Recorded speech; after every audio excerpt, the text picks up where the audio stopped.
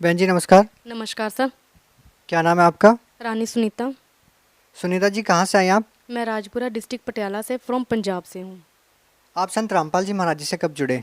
मैं 14 मई 2017 से गुरु जी से जुड़ी हूँ, संत रामपाल जी से। बहन जी, संत रामपाल जी महाराज जी से नाम दीक्षा लेने से पहले आप क्या भक्ति साधना करते थे? सर देखिए, मैं 8-9 साल की उम्र में ही परमात्मा की खोज में लगी हुई थी। मैं खुद व्रत उपवास करती थी, मंदिरों की सेवा करती थी। यहाँ तक कि मैंने जब जॉब भी की है तो भी वहाँ जॉब करने की बजाय मैं मंदिरों में जाकर ही पूजा अर्चना स्टार्ट कर देती थी। मुझे खोज थी कि ये क्यों होता है। मैं पंडितों से भी यही प्रश्न पूछती थी कि अगर मतलब कि मैंने जैसे कि व्रत रखे हैं, कुछ भी किया है, तो मुझे वो एक दिन का ही वर्क दंड दे दे। तो वो कहते थे कि बहन जी आपके पाप ज़्यादा हैं, इसकी वजह से आपको ये कर्म दंड लग जाते हैं।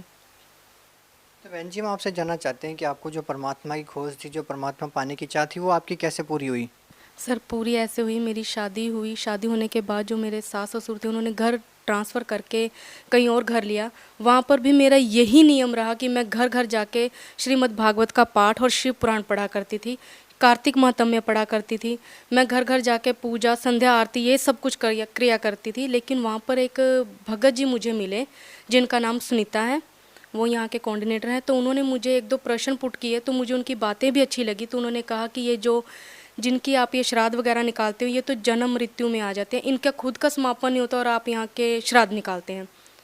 बहन जी, हम आपसे जानना चाहते हैं, आपकी जो परमात्मा पाने की चाह थी, परमात्मा की जो आपकी खोज थी, वो आपकी कैसे पूरी हुई?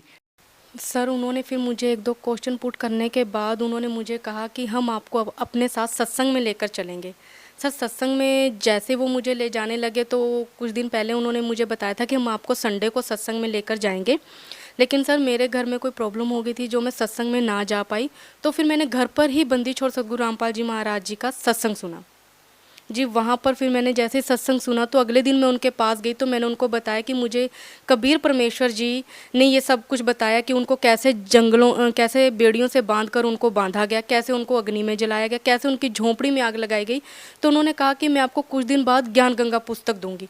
सर उन्होंने अगले दिन मुझे ज्ञान गंगा पुस्तक दी, जिसको मैंने ना तो पढ़ा ना मैंने कुछ किया। उसको शाम को मैं अपने घर लेकर आई हूँ। रात के समय में मेरे ससुर के साथ मेरे हस्बैंड की लड़ाई झगड़ा हो गई थी, जिसकी वजह से वो घर से ही चले गए थे। लेकिन मैंने क्या किया, अपने रूम को लॉक किया और 11:30-12 बजे के बिटवीन ही सर मैंने उस पुस्तक के सेंटर वाले पेज को रीड किया, जिसमें से अम्बाला वाले एक भगत जी थे जो धन धन सतगुरु जी से जुड़े हुए थे। मैंने उनका इंटरव्यू पढ़ा और ये पढ़कर ही मैंने बुक को बंद कर दिया। सुबह सर मॉर्निंग में मैंने कनक साफ करते हुए परमेश्वर कबीर साहब जी को देखा, जो मुझे बोल रहे थे कि आप अपनी मम्मी जी से बोलो कि आप नाम दीक्षा लेना चाहते हैं। सर नाम दीक्षा मैंने अपने उनको बोला कि ऐसा हो नहीं सकता, आपसे पहले मुझे 10 दिन हो गए अपनी मम्मी जी को ये कहते हुए कि मैंने नाम दीक्षा लेनी है, लेकिन वो कह रहे हैं कि आप ये नाम दीक्षा नहीं ले सकते हैं। तो फिर सर मैंने जैसे ही मैं वो कनक वाली बाल्टी उठा के सामने वाले प्लॉट में गई हूँ, तो वहाँ पे भी परमेश्वर कबीर साहब जी आए। तो उन्होंने मुझे बताया कि आप अपनी मम्मी जी से बोलो कोई आप नाम दीक्षा लेना चाहते हो। ये आप रात के स्वप्न की बात कर रही हैं या दिन की बात है? ये सर ये सुबह 9:30 बजे की बात है। तो सर मैंने उनको कबीर साहब जी को ही डांटते हुए ये कहा कि आप मेरे साथ चलो, मैं आपको पूछवा देती हूँ कि मेरी मम्मी मुझे नाम दीक्षा नहीं लेने देंगी। कबीर साहब जी ने आपको साक्षात दर्शन दिए? जी बिल्कुल सर, उन्होंने मुझे साक्षात दर्शन दिए। यहाँ तक कि सर वो मेरे पीछे थे और मैं उनके आगे थी। और ये सब बातें करते करते मैं अपनी मम्मी जी के पास पहुँची और उनसे मैंने धीरज बंधाते हुए कहा कि मम्मी जी मुझे 10 दिन हो गए आपसे यही बात कहते हुए कि मुझे नाम दीक्षा लेनी है। तो उन्होंने तुरंत हामी भर दी सर। और सर मैंने फिर 14 मई 2017 को गुरु जी से संत रामपाल जी महाराज जी से नाम दीक्षा ली। बहन जी, संत रामपाल जी महाराज जी से नाम दीक्षा लेने से पहले आपने क्या साधनाएं की? सर मैंने 10-12 साल की उम्र में ही मैंने व्रत रखने शुरू कर दिए थे। मैं विष्णु जी को सबसे ज़्यादा अपना इष्ट मानती थी। जैसे कि मैं खुद भागवत पढ़ती थी, शिव पुराण पढ़ती थी, तो मेरा ज़्यादा अटैचमेंट कृष्ण जी से था। तो मैं उन्हीं की उपासना करती थी। और फिर मैं मंदिरों में जाकर भी संध्या आरती करना, पूजा पाठ ये सब कुछ क्रियाएं करना। जैसे कि कोई व्यक्ति बीमार है उसको मैंने भागवत का पाठ सुनाना, गऊ बीमार है उसको भी भागवत का पाठ सुनाकर उनको उनकी मुक्ति करवा देना। और फिर मैं गुरुद्वारे में भी जाकर प्रसाद बनाती थी, वहाँ पर भी मैं लोगों की सेवा किया करती थी, झूठे बर्तन मान देना। फिर मैंने 2:30-3 बजे तक मतलब कि मैंने तुलसी विवाह भी करना। और फिर सर मैंने एक लड्डू गोपाल रखे हुए थे, मैं उनको 2:30-3 बजे उठ के भोजन कराना, उनको तीनों समय का भोजन कराना, स्नान कराना, ये सब क्रियाएं मैं करती थी। फिर मैंने हमारे यहाँ पे एक नलास जिसको बोला जाता है, नलास में जा शिव नलास में जा शिव कैलाश में हमारा ये सिस्टम था। हम नलास में जाके मैं नंगे पाँव अपने घर से नंगे पाँव तक का मैं सफ़र तय करती थी। कोई भी मंदिरों, यहाँ तक कि मैंने कोई भी ऐसा संत नहीं है जिसकी मैंने साधना मतलब कि जिनके मैंने सत्संग ना सुने हों सर। जैसे कि मृदुल गोस्वामी जी, यहाँ देवकी नंदन ठाकुर जी महाराज जी झंडा ग्राउंड में आए थे, तो मैंने उनसे भी ये प्रश्न किया था कि मैंने गले में कंठी माला धारण की हुई है पर फिर भी मैं प्याज लहसुन वगैरह खाती हूँ। तो उन्होंने कहा था पिज़्ज़ा खाने वालों तुम्हारा तो पिज़्ज़ा भी यहाँ कृष्ण जी स्वीकार करेंगे। तो मेरी कॉमन सेंस यही थी कि श्रीमद् भागवत में लिखा हुआ है कि जिनके गुरु नहीं होते उनके तो देवी देवता भी हाथों से ग्रहण नहीं करते। तो मेरे माइंड में यही रहता था कि मैं अपना एक गुरु भी बनाऊं, इसलिए मैं सत्संग सभी के सुनती थी, आस्था चैनल पर, ईश्वर पर, संस्कार पर मुझे किसी के शब्दों में ये कुछ भी ऐसा नहीं लगा, क्योंकि सभी विष्णु को बड़ा बना देते थे, कोई शिव को बड़ा बना देते थे, यहाँ तक कि दुर्गा की भी मैंने देखा।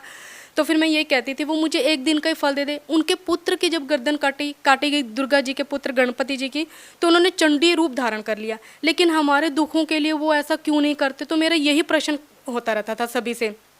तो वो कहते थे बेटा आपके पाप ज़्यादा हैं जिसकी वजह से आपको ये चीज़ें फेस करनी पड़ती हैं। सर मेरे को कहीं पर भी सेटिस्फैक्शन नहीं हुआ कि किसी का भी ज्ञान अच्छा हो जो मेरे क्यों शब्द को ख़त्म कर दे। सर बहन जी, जैसा कि आपने बताया कि आपने इतनी सारी साधनाएं की, उसके बावजूद भी आपको जो परमात्मा पाने की चाह थी वो समाप्त नहीं हो रही थी।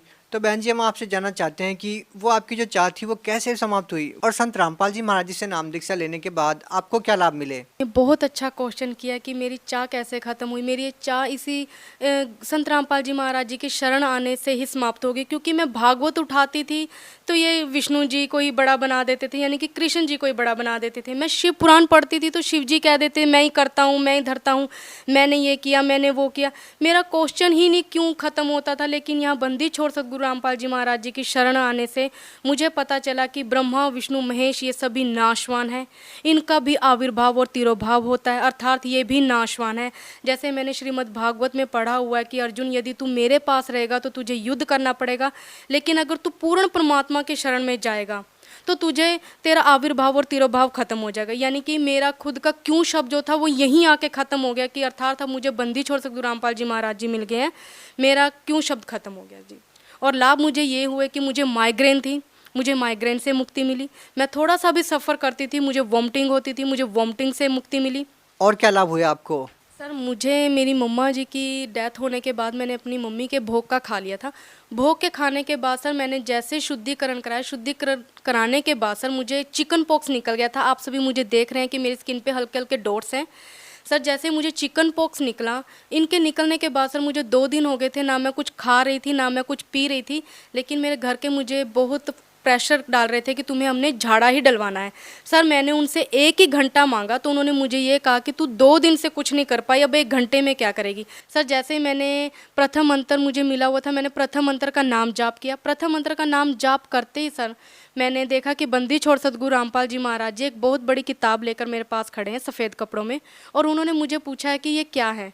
तो मैं उनको कुछ बोल नहीं पा रही थी क्योंकि मेरे फेस पे इतना ज़्यादा चिकन पॉक्स हो गया था कि मेरी आंखें भी बंद हो चुकी थी। तो मैं उनको इशारे में बोल रही थी कि आप मेरी तरफ देखो। तो उन्होंने मुझे 2 बार ब्लेस किया। ब्लेस करने के बाद सर मैंने अपनी ऑलरेडी मेरी आंखें तो बंद ही थी, तो मैंने देखा कि मेरे पैरों के पास काल रूप में एक भैंसा बैठा है जिसने मुझे बोला कि तुम्हारा समय ख़त्म हो गया। सर मैंने ऐसे ही हाथ ऊपर रखा और मैंने बंदी छोड़ सतगुरु रामपाल जी महाराज का ही नाम लिया। तभी बंदी छोड़ सतगुरु रामपाल जी महाराज जी आए और वो मुझे घर से बाहर लेकर खड़े हो गए। जैसे मैंने अपनी आंखें खोली देखा तो मेरा सारा चिकन पॉक्स दब चुका था। और मैं आपको ये बता दूं, अगले दिन मॉर्निंग में सर मैंने नित्य नियम का पाठ जो हमारे मालिक हमें बताते हैं मैंने वो किया। वो करते हुए ही मैंने जैसे अपनी थाली में खाना परोसा, खाना परोसते ही बंदी छोड़ सतगुरु रामपाल जी महाराज जी दोबारा आए सफ़ेद कपड़ों में। मैं आपको बताऊं, मेरे सामने एक टीवी जिसको LCD बोला जाता है अब लैंग्वेज में, वो मेरे सामने मालिक ने ऑन की और वो एक साइड पे खड़े हो गए और उन्होंने मुझे मेरा सारा कर्म दंड दिखाया कि मैंने कैसे भोग का खाया, कैसे मेरी चाची जी ने मुझे चूड़ियाँ पहनाई, कैसे मेरे छोटे भाई ने मेरे चरण दबाए, कैसे वो सब किया सर। मेरी आंखों से आंसू नहीं रुक रहे थे और मालिक ये सब कुछ मुझे एक टीवी में, जिसको एलसीडी बोला जाता है, उसमें उन्होंने ये सब क्रियाएं मेरी मुझे लाइव दिखाई। सर मैं रो रही थी, मेरी मदर इन लॉ मुझे पीछे से हिला रही थी कि सुनीता तुम कुछ बोल नहीं रही हो और सिर्फ रोए जा रही हो। तो मैंने सिर्फ खाना जो थाली में परोसा हो तो उसको ख़त्म करने के बाद मैं मालिक के पास दंडोतम किया और अपने गुनाहों की माफ़ी मांगने लगी कि मालिक अब की बार मुझे बख्श दो, मैं दोबारा ऐसा कोई कर्म नहीं करूँगी जी। और कोई लाभ? सर लाभ यही था कि मुझे जो चिकन पॉक्स था उसके दौरान मेरे एक राइट टांग पे एक फोड़ा हो गया था और मुझे चिकन पॉक्स तो दब गया था, लेकिन मेरा एक फेस, ये जो आप देख रहे हैं, मेरा एक जले हुए कागज़ की तरफ फेस हो गया था, जिसकी वजह से मैंने अपने चेहरे को पूरा कवर किया हुआ था। मैं एक बस में सफ़र कर रही थी जहाँ पे मेरे लिए बैठना भी नामुमकिन था। वहाँ पे मैंने 6-7 घंटे का सफ़र भी किया और मालिक बंदी छोड़ सतगुरु रामपाल जी महाराज जी ने मुझे बस में आकर आशीर्वाद दिया।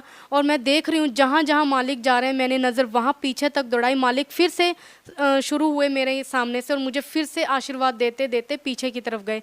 तब से भगत जी मालिक की दया से, परमात्मा बंदी छोड़ सतगुरु रामपाल जी महाराज की दया से मेरा आप फेस देख रहे हैं, मेरे को बहुत ज़्यादा इम्प्रूवमेंट है मेरी स्किन में भी सर।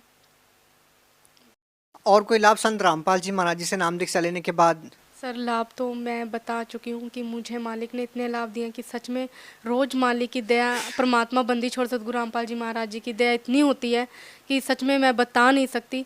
लेकिन फिर भी सबसे बड़ा लाभ यही है कि मुझे मेरे मोक्ष का रास्ता मिल गया है, जिस क्यों के लिए मैं जगह जगह घूमती थी सर। मैंने बाइबल भी रीड की, शिव पुराण भी पढ़ा, श्रीमद् भागवत का पाठ भी करती थी। मैं सभी लोगों को नर्क में डालती जा रही थी कि ये करने से ये हो जाता है, ये करने से ये हो जाता है, लेकिन मूर्ख बना बना के मैंने भी लोगों को छोड़ दिया, जबकि मुझे खुद को ज्ञान नहीं था कि ये तमोगुण और ये सतोगुण ब्रह्मा विष्णु महेश भी नाशवानी है और मैं सभी को इन्हीं की भक्ति करने के लिए बोल रही थी सर। अब मेरा क्यों शब्द भी खत्म हो गया सर।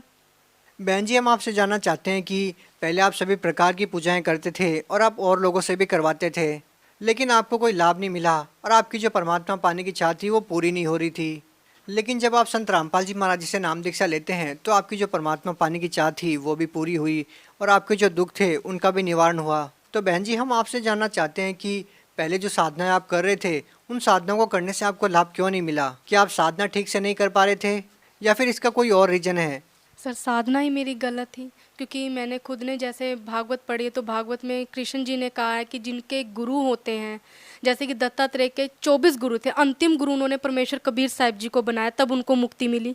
मैंने खुद ने पढ़ा हुआ था, यहाँ तक कि मैंने शिव जी को भी गुरु बनाया था। मैं कार्ड लाना भूल गई हूँ, वरना मैं आपको दिखाती। शिव जी को मैंने गुरु बनाया क्योंकि मुझे इतना मालूम था कि शिव जी विष्णु जी को ध्याते हैं और विष्णु जी शिव जी को ध्याते हैं। बस यही कॉमन सेंस मैंने यूज़ कर रखी थी, तो इसी की वजह से मैंने शिव जी को अपना गुरु बना लिया। इष्ट मैंने अपने विष्णु जी को ही रखा, लेकिन ज्ञान ही नहीं था क्योंकि इनकी साधना ही सही नहीं थी सर। बहन जी, आप उन साधनाओं को कैसे गलत बता सकते हैं? हिंदुस्तान में लाखों करोड़ों लोग हैं जो उन साधनाओं को करते हैं, वो भी भागवत गीता का पाठ करते हैं, देवी देवताओं की पूजा करते हैं। आप उनको कैसे नकार सकते हैं, उनको कैसे झुटला सकते हैं? सर मैं नकार इसलिए सकती हूँ क्योंकि अब मुझे ज्ञान हो गया बंदी छोड़ सतगुरु रामपाल जी महाराज जी के द्वारा। जैसे कि एक बच्चा एक पोयम को पढ़ते पढ़ते पेज पलटता रहता है कि आगे आगे पोयम है, लेकिन पोयम वो एक ही सुनाता है। जैसे कि मैंने एक रट्टा लगा रखा था कि श्रीमद् भागवत में ये है, लेकिन मुझे खुद को ही नहीं पता था कि ब्रह्मा विष्णु महेश के ये जो गुण है, यानी कि ये सतोगुण, ये विष्णु जी हैं। सिर्फ मैं तो ये सोचती थी कि ये विष्णु और ब्रह्मा विष्णु महेश के अंदर कोई गुण है जिसके अकॉर्डिंग ये चलते हैं, मेरा अपना ही नहीं ये खत्म होता था। अब जैसे लोगों ने भी रट्टे लगा रखे हैं कि ये सब क्रियाएं करने से ये सब कुछ मिलता है, जबकि ये सब कुछ प्रूफ हमारे बंदी छोड़ सतगुरु रामपाल जी महाराज जी ने कर दिया है कि ये जो आप लोग पढ़ रहे हो ये सब। बहन जी, संत रामपाल जी महाराज व अन्य संतों में आप क्या भिन्नता पाते हैं? आपने सभी संतों महंतों के सत्संग सुने, आपने संत रामपाल जी महाराज का भी सत्संग सुना है, तो आपको अन्य संतों व संत रामपाल जी महाराज में क्या भिन्नता नजर आई? सर कभी मुझे किसी संत ने ये नहीं बताया कि ब्रह्मा विष्णु महेश नाशवान है, क्योंकि मैंने खुद ने जैसे मृदुल गोस्वामी जी का, देवकी नंदन ठाकुर जी महाराज जी का, जो आज मुझे सभी देख रहे होंगे, मैं बता दूं, मैंने देवकी नंदन ठाकुर जी का महाराज जी का सत्संग यहाँ झंडा ग्राउंड में सुना था। तो मैंने उनसे भी क्वेश्चन पुट किया था कि मैंने गले में तुलसी माला ग्रहण की हुई है, बट फिर भी मैं प्याज लहसुन खाती रहती हूँ। तो उन्होंने कहा था कि पिज़्ज़ा खाने वालों तुम्हारा पिज़्ज़ा भी कबूल होगा। तो मुझे ये हुआ कि परमात्मा वैसे भी हमारा मन देखते हैं, ये सब चीज़ें क्रियाएँ नहीं देखते हैं। तो सर मैंने अब ये संतों में भी ये देखा है कि वो ब्रह्मा विष्णु महेश को यजुर्वेद बताते हैं, लेकिन बंदी छोड़ सतगुरु रामपाल जी महाराज जी ने बताया है कि श्रीमद् भागवत में लिखा हुआ है कि तीसरे स्कंद का 123 पेज पर विष्णु जी उनकी स्तुति करते हुए दुर्गा जी की बोलते हैं कि हमें उत्पन्न करने वाली त्रिदेव जननी आप ही हो। तो शिवजी जी भी यही कहते हैं कि अगर आप ही ब्रह्मा विष्णु महेश जी की उत्पत्ति करने वाली हो तो क्या मैं तमोगुणी लीला करने वाला संतान विष्णु शिव जी आपके संतान नहीं हूँ, अर्थात मुझको भी उत्पन्न करने वाली तुम ही हो शिव। इससे सिद्ध होता है सर कि ये नाशवान है और ये साधु संत जो दूसरे हैं नकली हैं वो हमें इन्हीं की साधना करने को बता रहे हैं, लेकिन बंदी छोड़ सतगुरु रामपाल जी महाराज जी ने ये डिफाइन कर दिया है कि ये नाशवान है, सही ये है और गलत ये है, मतलब कि हमें ज़मीन आसमान का फ़र्क बता दिया सर। बहन जी एक और प्रश्न आपसे पूछना चाहेंगे। संत रामपाल जी महाराज जी के बारे में ये कहा जाता है कि वो देव देवताओं की भक्ति छुड़वाते हैं, आप क्या कहना चाहेंगे? क्या संत रामपाल जी महाराज जी देव देवताओं की भक्ति छुड़वाते हैं? जी हमारे बंदी छोड़ सतगुरु रामपाल जी महाराज जी किसी की साधना नहीं छुड़वाते हैं, देवी देवताओं को नहीं छुड़वाते हैं, बल्कि शास्त्र अनुकूल साधना देकर ही हमें मोक्ष का मार्ग बताते हैं सर। बहन जी आप भगत समाज को क्या संदेश देना चाहते हैं? सर मैं यही संदेश देना चाहूँगी कि इस धरती पर सिर्फ और सिर्फ बंदी छोड़ सतगुरु रामपाल जी महाराज जी ऐसे हैं जो सही मंत्र देकर और सही ज्ञान उपदेश देकर भक्त समाज का कल्याण करवा रहे हैं सर। जी बहुत बहुत धन्यवाद आपका। जी सर जी।